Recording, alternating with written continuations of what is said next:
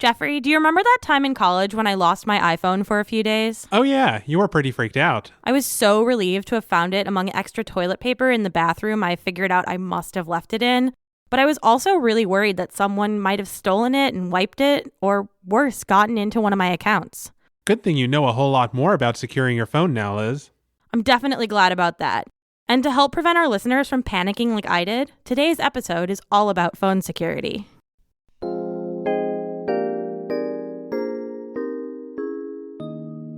Hello, and welcome to Loose Leaf Security. I'm Liz Denny's. And I'm Jeffrey Thomas, and we're your hosts.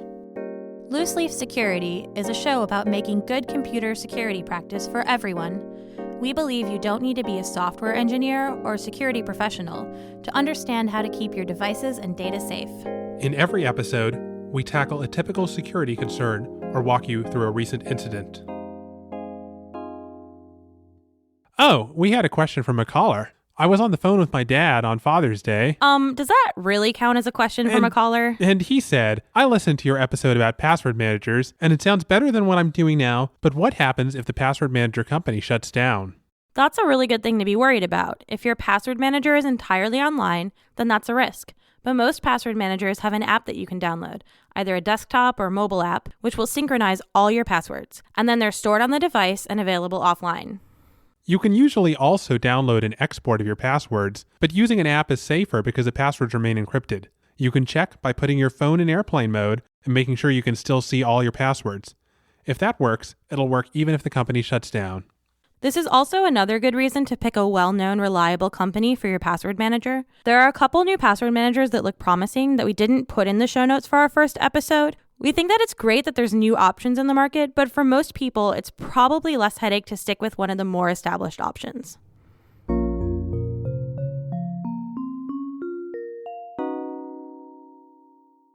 Big cell phone privacy news this week. The Supreme Court ruled that police need a warrant to get your cell phone's location data. Wait, before they didn't need a warrant?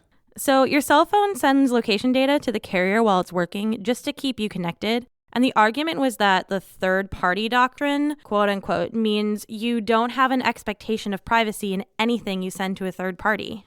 But everyone carries a cell phone basically everywhere, and you can get extremely detailed location information.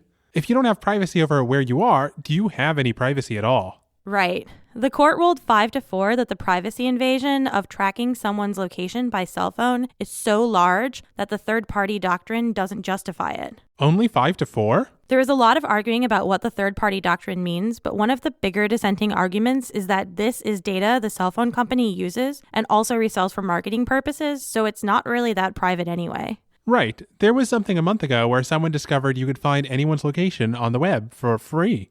Oh, that brings us to the other piece of news. After the existence of these data brokers was revealed, there was a lot of public outcry, and now Verizon, AT&T, T-Mobile, and Sprint have said they won't sell location information to those data brokers. So you used to just be able to buy any cell phone user location, and you still can for some other carriers?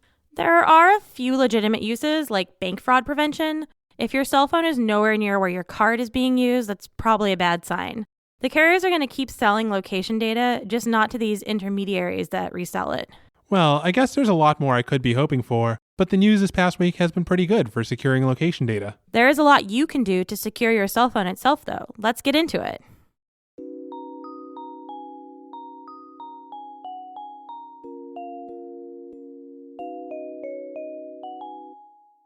Today, we're focusing on securing the smartphone you have. If you're in the market for a new phone, get excited because our next episode is all about comparing Android and iOS's security models in more depth.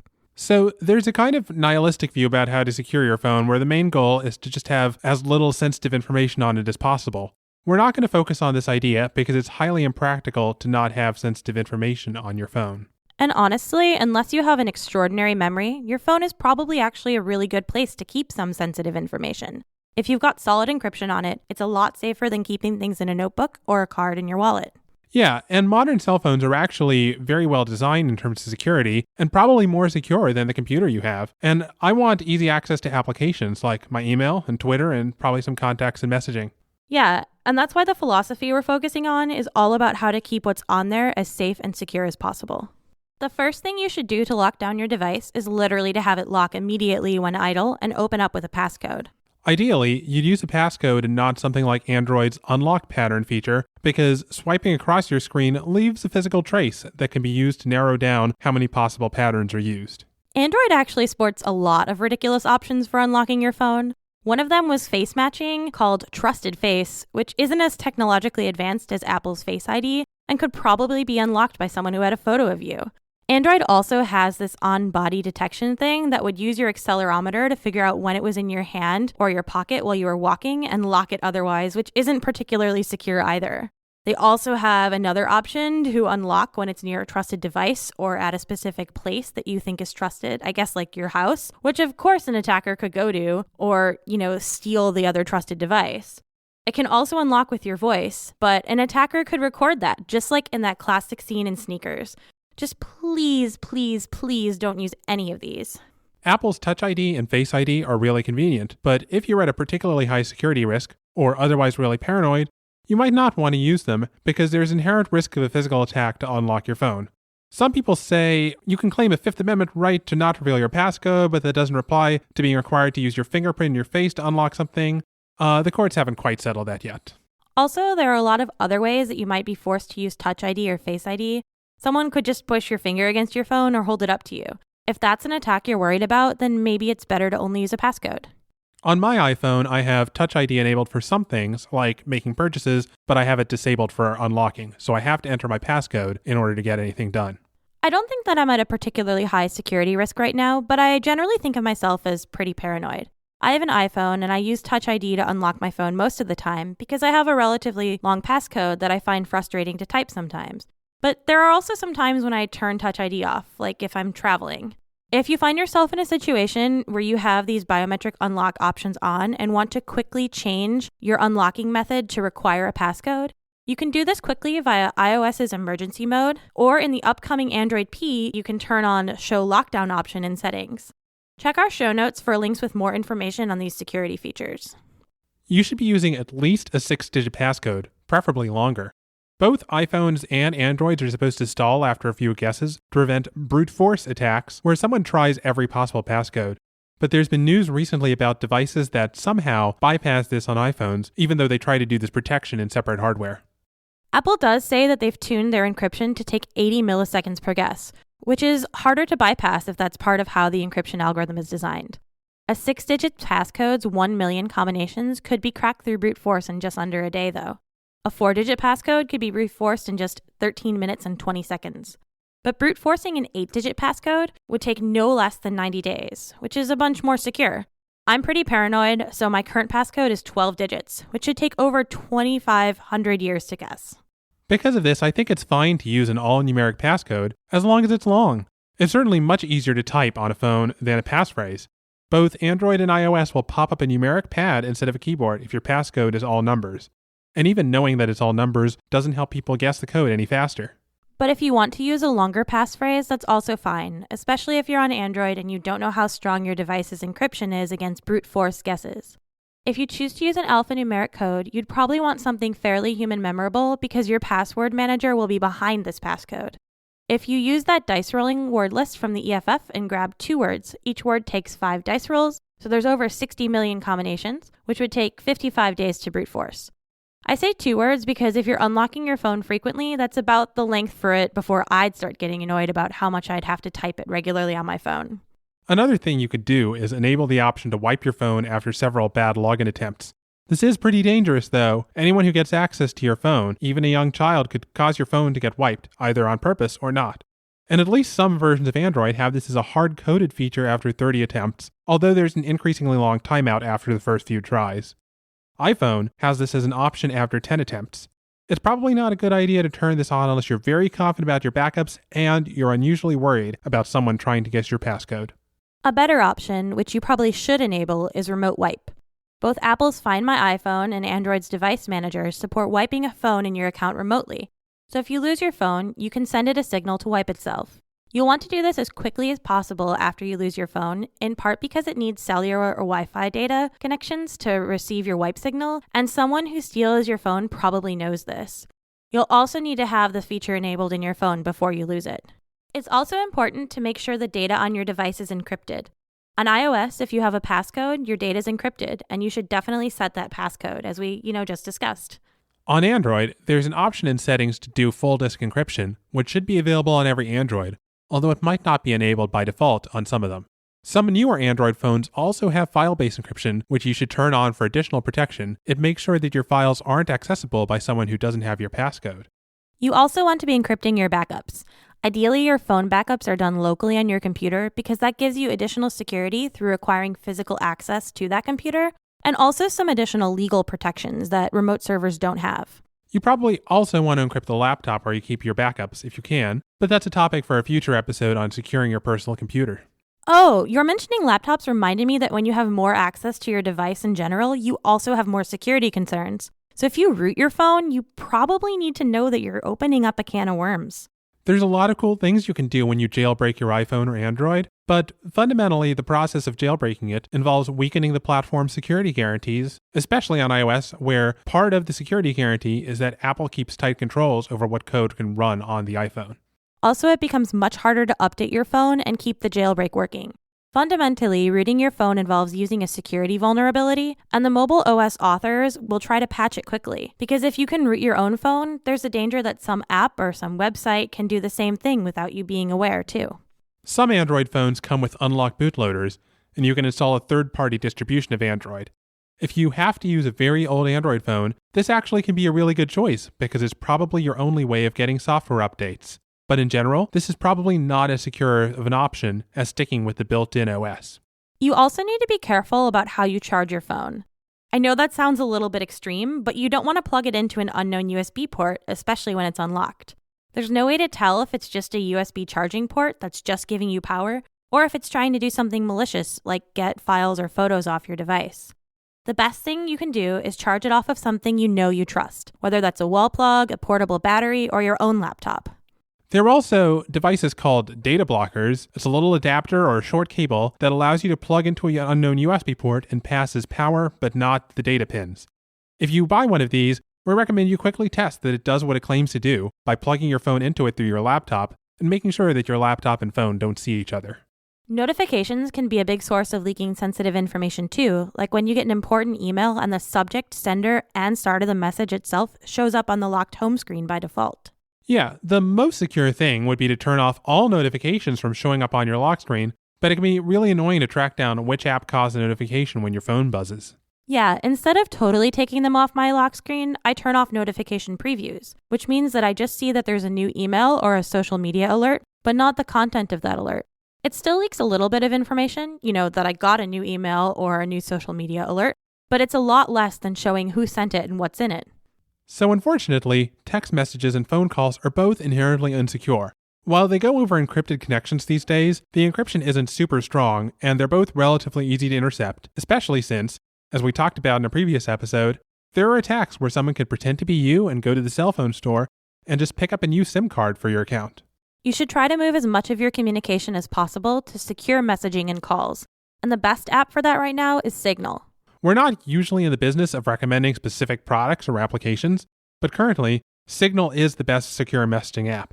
It's fully end-to-end encrypted, so no one but your device and the device of whomever you're talking to can read what you're messaging about. Also, Signal is an open source project run by a not-for-profit organization called Open Whisper Systems. Signal is its own system, so you'll need to get your friends to sign up for it, but it's very easy to do that, and it's very secure. Open Whisper Systems is also working with Facebook Secret Messaging and WhatsApp to use the same technology, but it's a little less secure. WhatsApp shares users' phone numbers and as well as some analytics data with its parent company, Facebook. And Facebook Messenger only uses secret conversations when you enable them. And the security of that is tied to each person's Facebook account, not to their device. That said, WhatsApp is still a better option than just about all of the other non-Signal chat apps out there. There's a good guide to making it more secure that we'll link to in the show notes. Yeah, I like that Signal's independent of the big tech giants, and I love even more that it's open source, because that means anyone can go look at the source code and verify it's doing what it should be. Most people aren't security experts though, so that might not mean a lot on its own, but Signal is well respected in the cryptography community. A 2016 audit as well as a 2014 audit of the system that eventually became Signal both found that it was very well designed. Voice-activated assistants, OK Google, or Hey Siri, are also a potential source of security risk. While they're supposed to be trained to respond only to your voice, it's safer to just disable them when your phone is locked so no one else can access sensitive information through your phone's voice assistant. There have been regular bugs that allow access to too much information via these voice assistants. There was one discovered this March where you could ask Siri to read your notifications, and it would do so even if you said notifications should be hidden when the phone is locked. So the best thing is to make sure they're completely off when your phone is locked. On Android, you should turn off Unlock with Voice Match, and in iOS, in your lock screen settings, you can disable access to Siri. But it's not just an issue of what leaks when someone has access to your phone and tricks your phone into thinking that you unlock some information with your voice. Digital voice assistants send their queries to their parent companies, and usually they're sending a lot of other potentially sensitive data, like your location, along with your question itself. Apple stores Siri requests with device IDs, which can be linked to you for 6 months, and an ID-less version of that audio for a total of 2 years. And we're not actually sure what Google does with OK Google requests. That sort of information, especially accumulated over time, could give hackers a lot of insight into where you live, work, eat out, and so on. Speaking of location information, you want to limit app access to location as much as possible. Yeah, you don't want apps to be recording where you're going constantly. And if you let an app have access to location all the time, it might try to get your location every time the app does a background app refresh. Apps use location data in wildly varying ways, but it's always in your best interest to limit your location data to only while you're using the app if it's essential that the app has access to your location, or to never, just in case an app company's servers get breached or subpoenaed. Background data refreshes are also something you can limit for apps that you don't need to get regular updates from. It's not clear that this improves security, but it saves a lot of battery life. Phones also let you set a medical ID, which is handy if you have medical information you'd want paramedics to get to in an emergency. It's worth knowing that the information in your medical ID is available even when your phone is locked. Yeah, and that also means that any contacts you set in there are essentially public. If you want to be paranoid, you might not want to put the full names on those contacts or something, but we think you're the best judge of how to handle your health and thus what information is best to put in your medical ID. Also, note that your phone might automatically call these people if it's in some sort of emergency mode. If you don't want that, make sure you turn that off in settings. The last major topic for securing your phone is network concerns, and there's a bunch of different subtopics. We'll get back to this after a short break.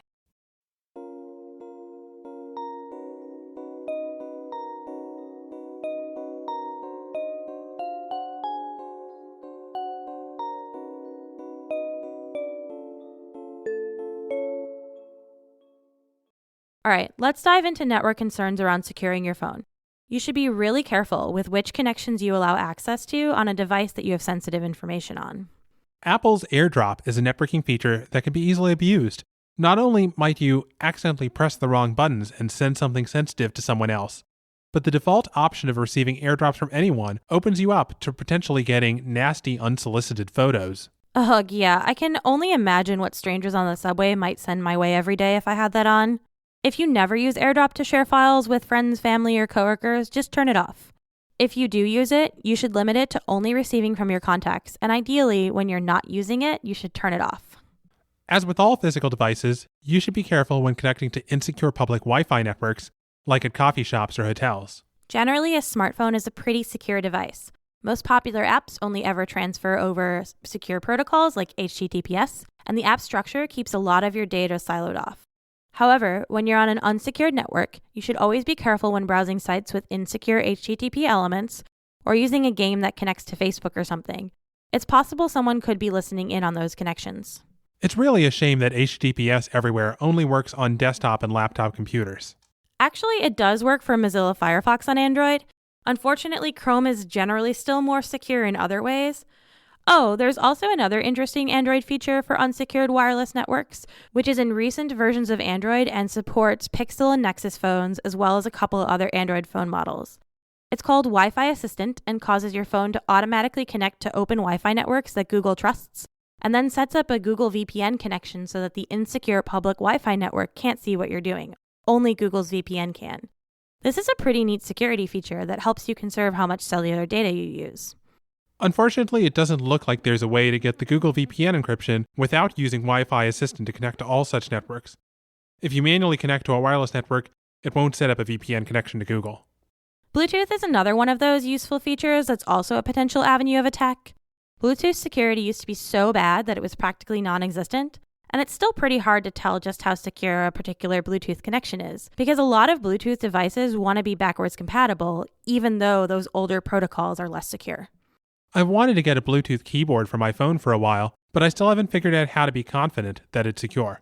I'll connect my phone to Bluetooth audio sometimes, but even that's risky. A car audio system will try to ask for your contacts, or sometimes even try to connect to the internet through your phone. So, I make a point of turning off Bluetooth when I'm not using it. Recent iOS versions have tried to be helpful by automatically re-enabling Wi-Fi and Bluetooth sometime after you turn them off. If you disable Bluetooth or Wi-Fi from the control center, that's just temporary. You have to go into settings to totally turn it off. Remember that Bluetooth can be turned on from the lock screen. So again, if you have some reason to be paranoid, go through your paired Bluetooth devices and unpair them all. You might have a bunch of old devices you've forgotten about, and you don't know what level of security they've all used for pairing. Let's talk about one final concern you might have if you find yourself at a protest or other civil disturbance, or even several blocks from one. In the past few years, there's been a lot of news about portable devices that act like fake cell phone towers. The technical term is IMSI catcher, after the way your phone connects to the cell network. But the first model that was widely known publicly was the Stingray, so people now use that to refer to any such device. Much like Bluetooth, the cell network protocol has gotten more secure over the years, from 2G to 3G to 4G to LTE, but cell phones are still compatible with the older standards. And even LTE has modes without security, and phones don't usually tell you what mode the cell network is in. So a fake cell phone tower can just overpower the real one and force your device to connect to it unencrypted. Or it can force your phone to use an older standard, which is sometimes a good thing if you're actually roaming, but not if you're in a well-covered city and being tricked into connecting to a Stingray device. A lot of government agencies have them, even people you wouldn't normally think of as law enforcement, like the IRS, because it makes it very easy to track people. If the data's in your hands, you have it immediately and you don't need to subpoena it from a cell phone company. But just like the iPhone unlockers, we don't know who all have access to them. And unlike the iPhone unlockers, it's pretty well documented how to build a cell tower yourself. There were a bunch of them around the infamous hacker conference DEF CON in 2016. There isn't currently a lot you can do to keep yourself safe from Stingrays. Since they pretend to be a cell phone tower, they can intercept your calls, read and spoof text messages, mess with your network connection, and so forth. It's like connecting to an untrusted Wi-Fi network, except your text messages and phone calls are now untrusted too, and they've got location data for you. So if you suspect you're somewhere near where a Stingray might be used, use some common sense about your data. Check for HTTPS, use Signal for text messages and even voice calls that you don't want other people listening in on. Don't trust unexpected texts, and so forth.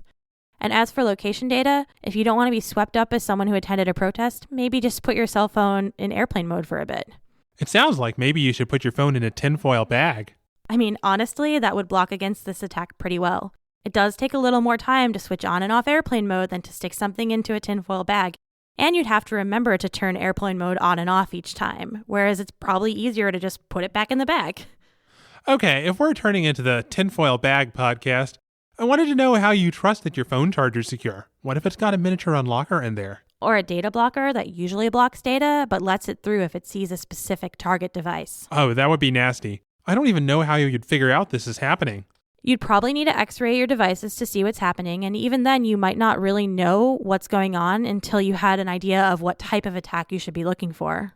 I'm a sort of paranoid person, so usually I'll buy devices off the shelf at a store, just because if someone's after me, maybe they'll mess with packages I order online that are shipped to my home, but it's less likely that they'll have put fake devices on the shelves of whatever store I happen to buy from. But this is definitely going down a pretty paranoid rabbit hole. For most of us, there are some pretty simple steps to keep your phone secure. Set a good passcode, enable encryption, don't jailbreak it. And make sure to use a secure app for messaging, like Signal, and disable any features you're not using, like Bluetooth or voice assistants. That wraps up how to secure the phone you have. Check back with us in 2 weeks for an in-depth comparison of Android and iOS's security models. If you're in the market for a new phone, you won't want to miss it.